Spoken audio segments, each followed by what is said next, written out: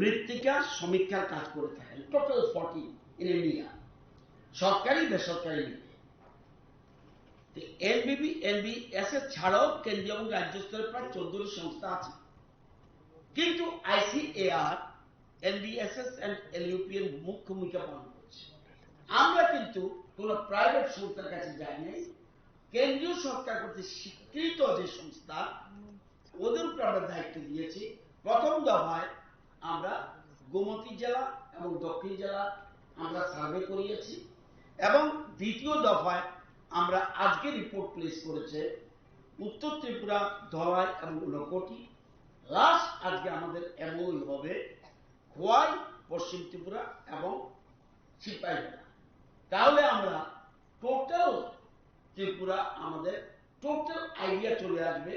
একটু আগে দেখলাম এখানে বসে বসে সায়েন্টিস্ট বলছে এই জায়গাটায় মিলেট ভালো হবে, এই জায়গাটায় পাইনাপেল ভালো হবে, এই জায়গাটা রাবার ভালো হবে, এই জায়গাটা পাম অয়েল ভালো হবে। এটা তো না জানলে আমরা তো অনুমান করে বলে দিচ্ছি তুমি রাবার লাগাতে পারো তুমি। তাহলে মানে আমাদের কিন্তু অনুমান ভিত্তিক চাষ হচ্ছে, আমরা কিন্তু টোটাল সায়েন্টিফিক কোন আমাদের প্ল্যান এতদিন ছিল না।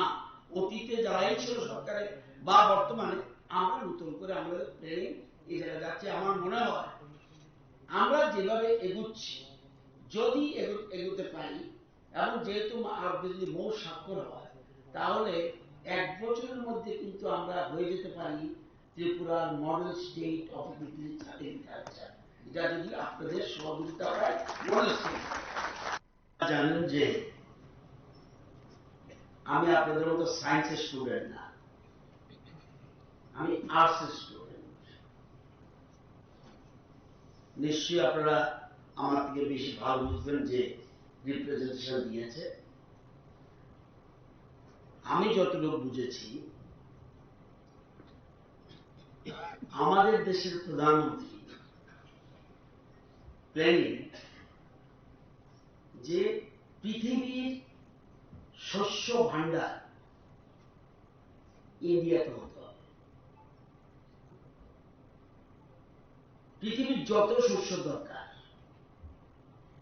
এই শস্যের ভান্ডার যেন ইন্ডিয়া হয়, এটা প্রধানমন্ত্রীর স্লোগান। কারণ আত্মনির্ভর হতে হলে, যেহেতু আমাদের Bharatvarsha total based on agri based, এবং আমাদের রাজ্য ত্রিপুরা সামগ্রিক উন্নয়ন, আমাদের ত্রিপুরা সামগ্রিক উন্নয়ন, কৃষি এবং কৃষকদের অবদান সবচেয়ে বেশি। আমরা অনেকে বলি জিএসডিপি, সারা দেশের ক্ষেত্রে হয় জিডিপি, স্টেটের ক্ষেত্রে হয় জিএসডিপি। আমাদের ত্রিপুরা সামগ্রিক উন্নয়নে কৃষি এবং কৃষকদের অবদান সবচেয়ে বেশি। 100% যদি আমি ডেভেলপমেন্ট পার্ট ধরি, তাহলে এদের 46% হলো agri and agri alliance. Tourism, ব্যবসা, এগুলি থেকে আসে 41%। শিল্পের অবদান only 13%। এই যে 100 রাজ্যের জিএসডিপি, এই 100 কিন্তু মেজর অংশটা হলো এগ্রি অ্যালায়েন্স। এবং এই জন্য আমরা যে বলছি আত্মনির্ভর ভারত, স্বামী বিবেকানন্দ বলছে আত্মনির্ভর ভারত করতে হবে, প্রধানমন্ত্রী নরেন্দ্র মোদীজি বলছে আত্মনির্ভর ভারত, আমরা স্টেট বলছি আত্মনির্ভর ত্রিপুরা।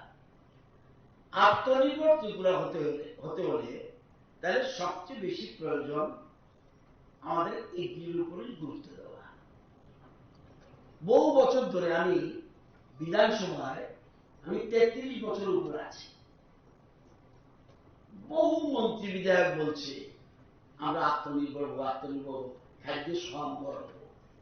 তো খাদ্য স্বয়ম্বর হলে তো আমার কাছে প্ল্যানিং নেই। What is the planning? খাদ্য স্বয়ম্বর। আমি এত বছর শুনে আসছি খাদ্য সরবরাহ, there is no plan at all. আমি যতটুকু বুঝি, আমি আগে বলছি, হতে পারে স্টেট, ছোট বড় নিয়ে কথা নেই, কথা হলো আপনার আমাকে আমাকে তো সারা ভারতবর্ষের দায়িত্ব দেয়, আমাকে দায়িত্ব দিচ্ছে অনলি ফর ত্রিপুরা। এসে জিরানিকে এসের দায়িত্ব, জিরানির দায়িত্ব দিয়েছে। তাহলে আমরা যে ঠিক, আমরা যদি সঠিকভাবে প্ল্যানিং এ এগিয়ে যাই, তাহলে কিন্তু আমরা সাকসেসফুল হতে পারবো বলে আমার বিশ্বাস। তো এখানে এখানে যারা আছেন আপনারা, আপনারা তো বিজ্ঞানের ছাত্র, গোমতী এবং সাউথ যে বইগুলি ডাইরেক্টর সাহেব পেয়েছেন, ওনারা ঠিক আছে, আমরা সবটা ডিস্ট্রিক্ট কমপ্লিট হলে আমাদের প্ল্যানিং করব, কিন্তু এই বইগুলি কি আমরা পড়েছি? বুঝে শুনে হাত তুলবেন। কারা কারা পড়েছি একটু হাত তুলুন তো দেখি। সাকসেস হতে হলে সবচেয়ে যে জিনিসটা মেইন ইম্পর্টেন্ট দরকার, সেটা হলো মাটি। তো মাটি তো আমি জানি না, মাটির নিচে কি আছে। আমরা সয়েল হেলথ টেস্ট করি, সয়েল টেস্টিং করি, সারফেস উপরের অংশটা করে টেম্পোরারি, আপাতত কৃষকদের এই তুমি করতে পারো। তাহলে দীর্ঘমেয়াদী প্ল্যানিং নেই আমাদের। তো মাটি কি ধরনের, এই যে একটু আগে বললো 6টা লেয়ার আছে, এই 6টা লেয়ারে কি আছে, তাহলে মাটি কি ধরনের এটা আগে জানতে হবে। নাম্বার 2, বীজটা ভালো হতে হবে। নাম্বার 3, জলের স্তর কোথায় আছে। নাম্বার 4, বিজ্ঞান ভিত্তিক চাষ। আমি ক্ষুদ্র আর্টস স্টুডেন্ট হিসাবে আমি যেটা বুঝি, এটা হলো এই 4টা জিনিস যদি করতে পারি, তাহলে আমরা এই যে প্রধানমন্ত্রী বলছে কৃষকদের আয় ডাবল করো, ট্রিপল করো বা অন্যান্য যা স্লোগান, তাইলে কিন্তু বাস্তবে সেটাকে নিতে হবে। এবং আমাদের সরকার, আমাদের কৃষি দপ্তর, সচিব যোজনা টিম, আমি ধন্যবাদ জানাই।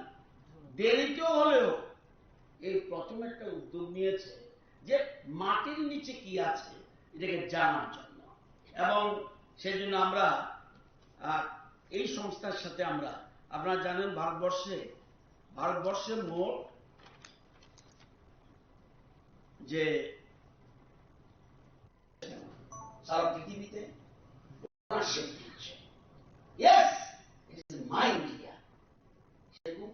আমার দপ্তর, কৃষি দপ্তর বলবেন না, আমার দপ্তর, এই আমার শব্দটা যতক্ষণ পর্যন্ত বা আমাদের দপ্তরের জন্য আসে, আপনি কিন্তু আসে, তাহলে আমি বলছি যে আমাদের অনেক বন্ধু আছে এমএলএ, প্রথম শপথ যেদিন নেই একটা বই দেয়, আর শোকেসের মধ্যে কতগুলি বই দেয়, দেখা